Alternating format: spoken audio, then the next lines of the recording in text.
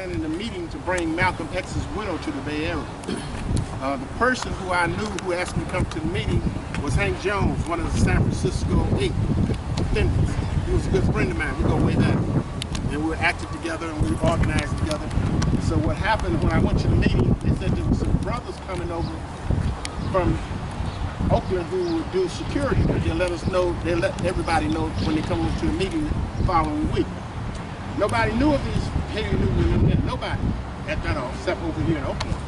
And so when they came over, because of the tension in the country at that time, just like it is now, young African Americans being shot, murdered, always being justified.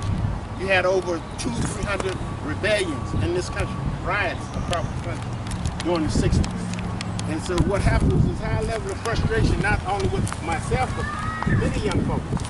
They respected Dr. King, and many people just didn't want to but I had our respect. So what happened is when you and Newton them came over and agreed, that was when I knew that's what I wanted to be a part of. And after that meeting, they asked me how I could join. They gave me their phone number, address, and I used to come over here with you. I used to live up on Telegraph. Early in the morning, he'd take me around, show me, visit people in the community, introduce me to folks.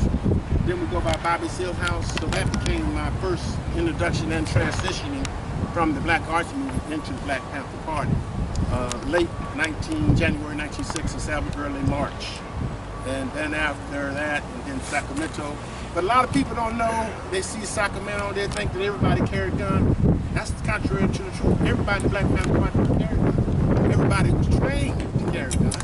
We protected and defended ourselves in regards to self-defense, but it was only those who were allowed and told to carry guns.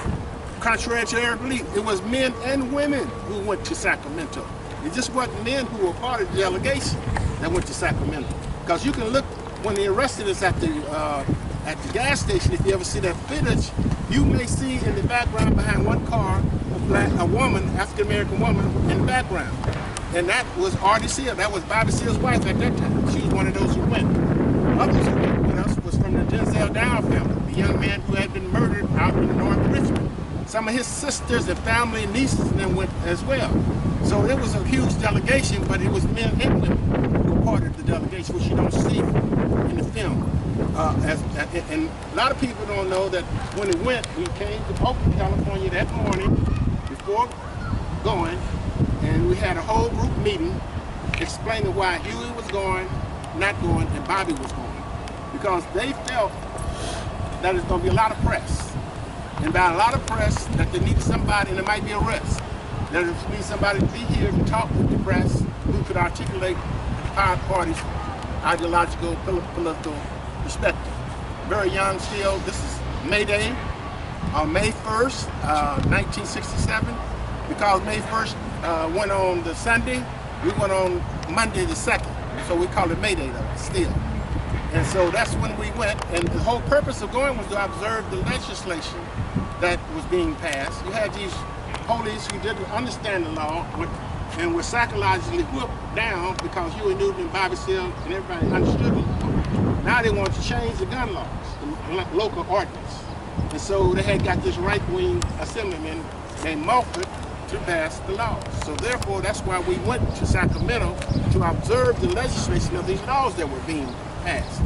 And it just happened that when we went there and Bobby Seale at the press conference, from here to there was Ronald Reagan.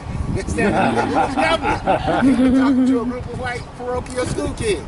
They came over to us thinking we were a gun club. And all the press came running over to where we were.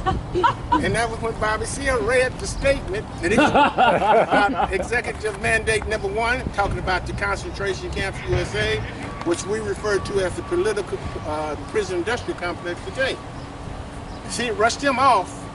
After that, the whole delegation went up the stairs in the front of the Capitol. They had the police right there, the sheriffs, the security. They opened the door, welcomed us in, because there wasn't no laws violated. With the news. The news is trying to find out where the assembly is. Finally go up and find out where it is. The first one that goes into where they're doing all these laws at is the press. First thing they say is get the press out of here. As they're saying that, the Panthers are coming in. They say get the guns out of here. So we leave. And so we go on the, just look at these more recent stuff. So we leave, we go to, and we on the line for about 5 or 10 minutes before we even leave. So then we go to a filling station, I think about a mile or so away. And then what happens is that while we're getting gas and we got the guns there and we still putting them away, you see this motorcycle come by, and he see all these black men with these guns, and he gets on his thing and he calls for reinforcement. All of a sudden you got police coming from everywhere. And they snatch us up, they take the guns, then they take the guns, they jack girls into the chambers, they do all kinds of things. So we've been all kinds of violation of state or local ordinance. And then they arrested us. And then to make a long story short, when they arrested us, after a while going back and forth to court, we knew that Bobby and them said, well, they want to make a deal of a misdemeanor with no supervised probation, and that, but they wanted 7 to 11 people to plead guilty to the misdemeanor, and they cut us loose. So what happened is that Bobby chose myself and the others who, they didn't know everybody had guns. They just knew the main Bobby, little Bobby Hutton, a few others, but they couldn't tell from the footage who all had guns.